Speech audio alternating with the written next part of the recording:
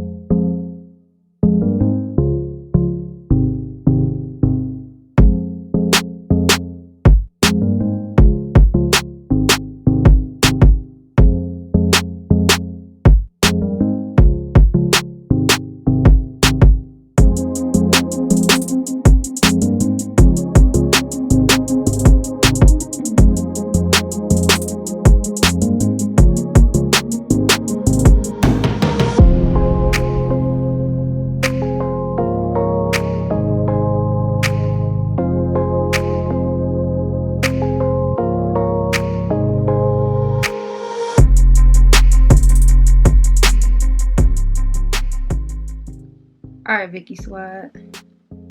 We are all done. This unit is so bomb. Like, what? But what? Oh.